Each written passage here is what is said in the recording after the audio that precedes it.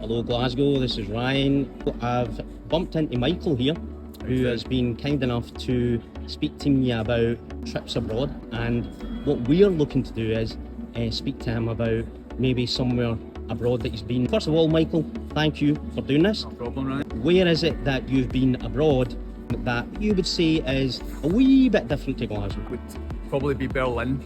I don't know if that's just down to the history. A lot of people moving there, say last 20, 30 years, but you just notice it's a lot more culturally diverse, and in comparison to here, everything's kind of tailored and set up. Certainly one of the things this is are a lot more junk foods type, fast foody type places here. Absolutely. Whereas say there, it's a bit more one of one type stuff.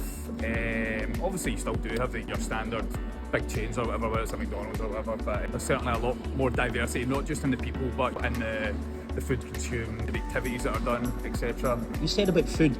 What interesting foods, if any, did you have in Berlin that you thought, do you know what, I'm in Berlin, I want to maybe try what their traditional breakfast is like? Obviously Germany is famous for beers. One of the first things that came to my head when you mentioned that there would have been a classic German doner kebab. I know it obviously comes through maybe Turkish descent. Oh, spot on, doesn't get any better than that. Obviously your other classic German foods, sausages, wieners, whatever, stuff like that. What about maybe different clothing? Because I know, seeing especially in October, about Oktoberfest, you know, people are like wearing all the traditional gear. Anything different like that Not that jumps out, to be honest. You're maybe not looking for those things when you're away.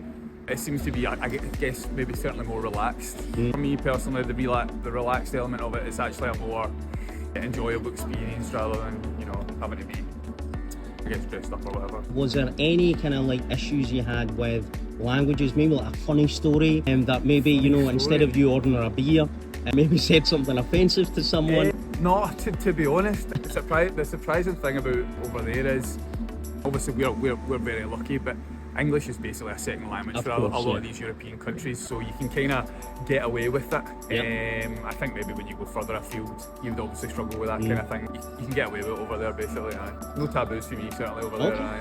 And probably the final question would be, my friend, whether it's Germany, whether it's any other beautiful parts in the world, is there anything that you can think of that you've maybe kind of like struggled with, especially with a different country, a different culture, that you would potentially think, do you know what, maybe I would like somebody to do, maybe help me, or do you know what, I probably need to do a wee bit of research, whether it's language, whether it's etiquette, whether it's foods. One that obviously jumps out for me, and I've never been there before, but I definitely fancy going to Japan at some point, and I think with that culture, prior to going over there, I mean, we spoke about the language barrier there, you're not really up against that when you're in Europe, but over there, certainly, you know, a large percentage of them aren't going to speak English, certainly even as their second language, so there certainly would be a bit of digging involved before going over there, so I will plan on doing that if I go there.